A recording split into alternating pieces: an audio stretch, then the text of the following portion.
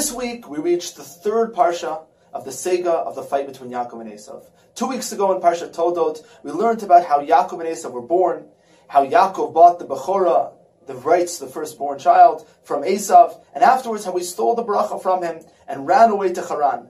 Last week's parsha we learned about how Yaakov grew his family, married his wives, and had 12 tribes. Now in this week's parsha they finally meet. And you can actually understand the showdown of the two world views that each one of them represent at this very moment when they finally meet and discuss their differences. 2 weeks ago, when we saw the brachot, we spoke about how Yaakov and Esav's bracha were very different in terms of how they related to the material world.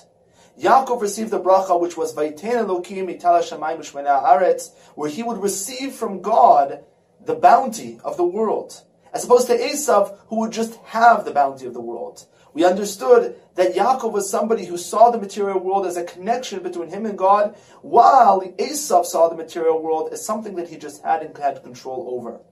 When it comes to the dream that Yaakov had, we reiterated that idea by saying that Yaakov was acted as a sulam, as a bridge between Shamayim va'aretz, between heaven and earth, and he himself is what connects this world to the heavens.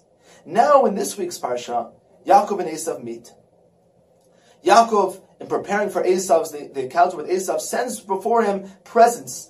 Esav finally receives them. He doesn't know where they're coming from. He sees Yaakov coming towards him and he asks him, Yaakov, what's all these presents from? Why'd you send them? So Yaakov tells them, in order to find favor in your eyes. Esav turns and says, I don't need all this. Why are you giving it to me? Yeshli Rav. He says, I have a lot. Yaakov turns to him and says something fascinating. He says, my brother, Yeshli Kol. I have everything. Now, it's kind of strange. What does that mean that Yaakov has everything? Obviously, he doesn't have everything if Esav has a lot. Why would Esav say, I have a lot, while Yaakov says, I have everything? They're portraying for us two different ways of seeing the material world. Either you see it as appreciating whatever you have as tools in order to achieve something more. In that case, whatever you have in the world is everything you need in order to accomplish what you need to accomplish. Well, Esav doesn't see the material world as something that he uses in order to accomplish something, but rather an end in its own. And therefore, he can never have everything, he can just have a lot. And this is the question that we come down to when we look at Esav and Yaakov. Do we view the materials that we have, the jobs that we have, the life that we live, as a means to accomplishing something bigger?